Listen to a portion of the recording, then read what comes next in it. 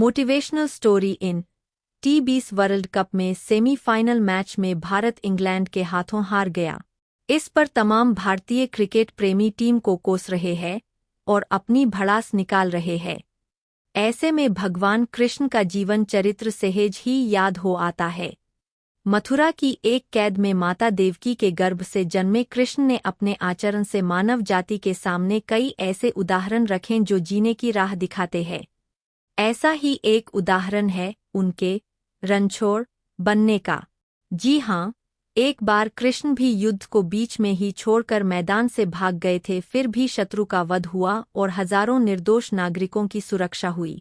यह है कृष्ण के रणछोड़ बनने की कहानी। भगवान श्रीकृष्ण का जन्म कंस का वध कर समस्त पृथ्वी लोक को उसके अत्याचारों से मुक्त कराने हेतु हुआ था।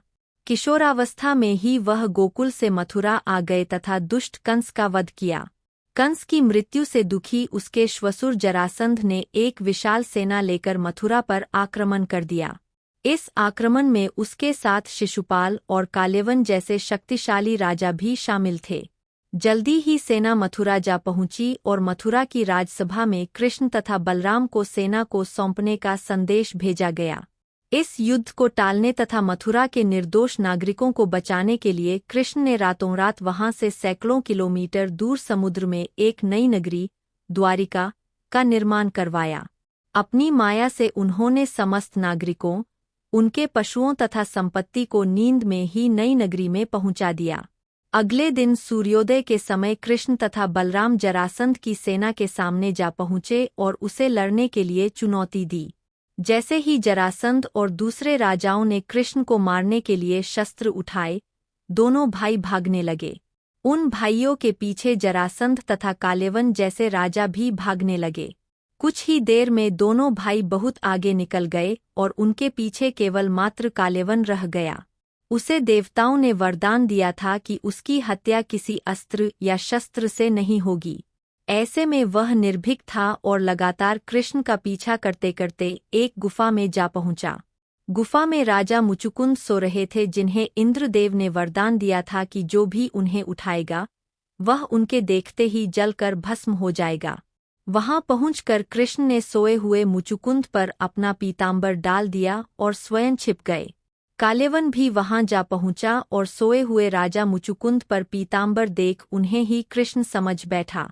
उसने मुचुकुंद को उठाने के लिए लात मारी, जिसके कारण उनकी निद्रा खुल गई और उनके देखते ही काल्यवन वहीं पर जलकर भस्म हो गया। तत्पश्चात कृष्ण ने राजा मुचुकुंद को अपने चतुर्भुज स्वरूप में दर्शन दिए और उन्हें मोक्ष पाने का वरदान दिया।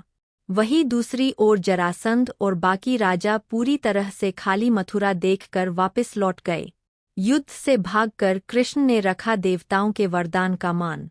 कृष्ण चाहते तो स्वयं भी काल्यवन और अन्य अधर्मी राजाओं का वध कर सकते थे, परंतु देवताओं के दिए वरदान का मान रखने के लिए ही उन्होंने काल्यवन को राजा मुचुकुंद के हाथों मरवाया। इसी तरह बाद में जरासंध का वध पांडु पुत्र भीम के हाथों करवाकर भूधरा का भार कम किया। इस तरह कृष्ण ने दिया दुनिया को उदाहरण। इस कहानी के बाद कृष्ण के नाम के साथ हमेशा के लिए रणछोड़ जोड़ दिया। कृष्ण की इस कहानी से सीख मिलती है कि अनावश्यक ताकत का प्रदर्शन नहीं कर बुद्धिबल से काम लेना चाहिए। इस तरह हम अपनी शक्ति को खर्च होने से रोक सकते हैं और बड़े से बड़े संकट का भी सामना कर सकते हैं।